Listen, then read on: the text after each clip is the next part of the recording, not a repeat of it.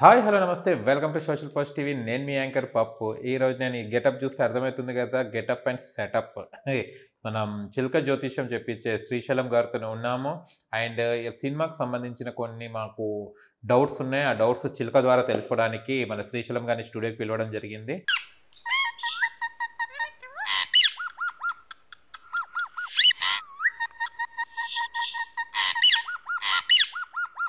స్వామి రష్మిక విజయ్ దేవరకొండ మధ్య ఉన్న ప్రేమ నిజమేనా లేకుంటే ఊహాగానాలేనా అది చెప్పగలుగుతారా?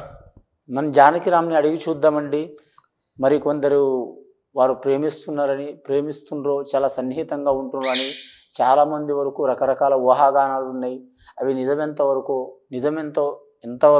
నిజము అబద్ధం ఎంతవరకు మన జానకిరామ్ని అడిగి చూద్దామండి.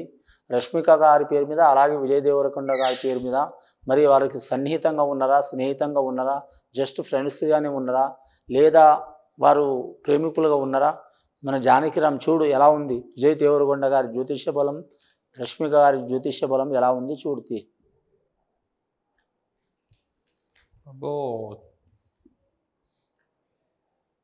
మరి జాతకంలో చెప్పాలంటే మాత్రం శంకరుడు పార్వతి వచ్చినండి, రాధాకృష్ణుడు వచ్చినండి వారి పేరు మీద.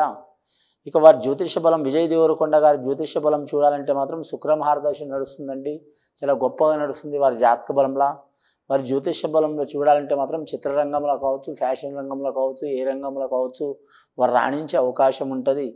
ఇంకోటి రష్మిక గారి జాతక బలంలో చూడాలంటే మాత్రం గురు మహారదశ అలాగే మాత్రం శుక్రమహారదశ రెండు నడుస్తున్నాయి వారి జాతకానికి. వారు ఏది పట్టుకున్నా కానీ బంగారం అవుతుంది, కానీ మాత్రం వెండి కాదు వారి జాతకానికి, మట్టి పట్టుకున్న బంగారం అవుతుంది. ఇక ఈ పర్సనల్ విషయంలో చూడాలంటే మాత్రం ప్రేమ వ్యవహార విషయంలో చూడాలంటే మాత్రం వారు మాత్రం చాలా వరకు మాత్రం ప్రాణమిత్రులుగా ఉన్న ప్రాణమిత్రులు అంటే ఇందులో కనిపిస్తుందండి రాధాకృష్ణుడు.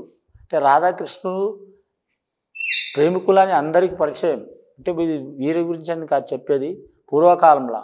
కానీ తర్వాత వరుస తీస్తే ఏమైందండి, మేనత్త అయింది. శ్రీకృష్ణుడికి రాధాదేవత మేనత్త అయింది, వరుస కుదరలేదు. రెండవది శివపార్వతులు వచ్చిండ్రు. శివపార్వతులు అంటే ఆది దంపతులు. వారి జాతక బలంలో చూడాలంటే మాత్రం వారైతే మాత్రం ఖచ్చితంగా మాత్రం చాలా వరకు మాత్రం ప్రాణ స్నేహితులు లెక్క ఉన్నారు కానండి, కానీ ప్రేమికుల లెక్క అయితే లేరు వారు. అది మాత్రం పబ్లిక్ది కావచ్చు, లేదా మాత్రం అభిమానులది కావచ్చు, లేదా మాత్రం చిత్ర పరిశ్రమ రంగానికి సంబంధించిన వారు కావచ్చు, మామూలుగా మాత్రం ప్రేక్షకులది కావచ్చు.